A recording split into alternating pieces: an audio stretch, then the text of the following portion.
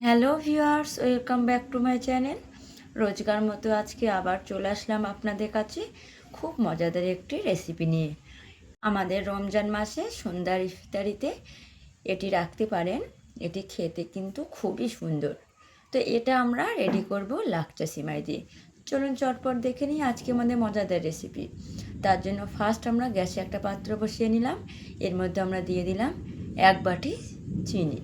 এবার আমরা চিনিটাকে ক্যারামেল করে নেব। গ্যাসের জালটা আমরা আস্তে দিয়ে করব, নাহলে গ্যাসের জালটা জোরে থাকলে নিচেই ধরা লেগে যাবে, এটা একদম ভালোভাবে রেডি হবে না। তো দেখতেই পাচ্ছেন এটা খুব সুন্দরভাবে রেডি করে নিয়েছি। এবার এটা আমরা একটা পাত্রের মধ্যে নিয়ে নেব। পাত্রেই দেখে নেবেন যাতে জল না থাকে।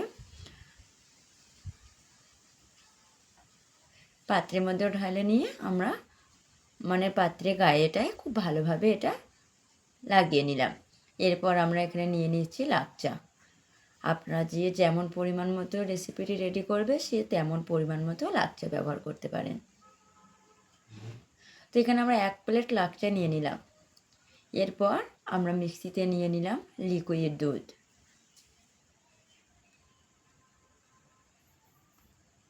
এর মধ্যে আমরা দিয়ে দিলাম পরিমাণ মতো চিনি। তারপর দিয়ে দিলাম 2টো ডিম ভেঙে। এরপর এর মধ্যে অ্যাড করলাম গরম মশলা গুঁড়ো। এবার আমরা এর মধ্যে দিয়ে দিলাম 10-এর যে পাউডার দুধ হয় 1 প্যাকেট, এর মধ্যে আমরা অ্যাড করলাম। দিয়ে এটা মিক্সিতে দিয়ে আমরা খুব ভালোভাবে আমরা রেডি করে নিলাম।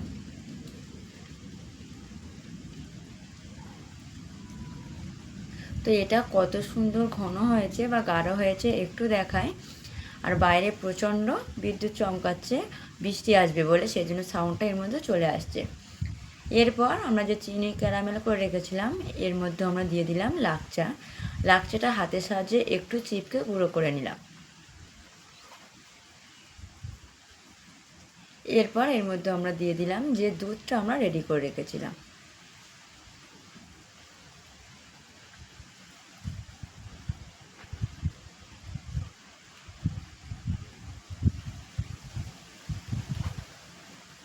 এটা খুব ভালোভাবে রেডি করে নেওয়ার পর আমরা একটা কড়াইয়ের মধ্যে জল নিয়ে জলটা গরম করে নিলাম। এরপর একটা স্ট্যান্ড জলের মধ্যে বা কড়াইয়ের মধ্যে দিয়ে দিলাম। দিয়ে তার উপরে পাত্রটা আমরা বসিয়ে দিলাম। বাইরে প্রচণ্ড ঝড় বৃষ্টি হচ্ছে, সেই জন্য হাওয়ার যে বাতাস বইছে তার আওয়াজটা কিন্তু এর মধ্যে চলে এসেছে। দিয়ে পাত্রটা আমরা বসিয়ে দিয়ে আমরা ঢাকনা দিয়ে দিলাম। এটা আমরা আধা ঘন্টা এইভাবে ভাপিয়ে নিয়েছি। আধা ঘন্টা পরে আমরা একটা পরিষ্কার কাঠি দিয়ে এটা দেখবো হয়েছে কি। তো এটা আমাদের পুরোপুরি রেডি হয়ে গেছে। এবার এটা আমরা একটা পাত্রের মধ্যে নিয়ে নেব।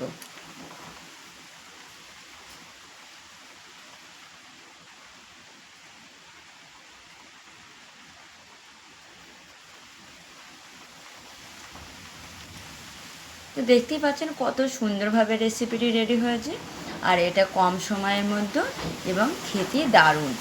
আপনারা কিন্তু অবশ্যই বাড়িতে একবার এই লাকচা সিমাইয়ের পুডিং রেসিপিটি রেডি করবেন। আর এটি যেমন নরম তুলতুলে, খেতেও তেমনই স্বাদ। আপনারা কিন্তু বাড়িতে বানাতে একদমই ভুলবেন না।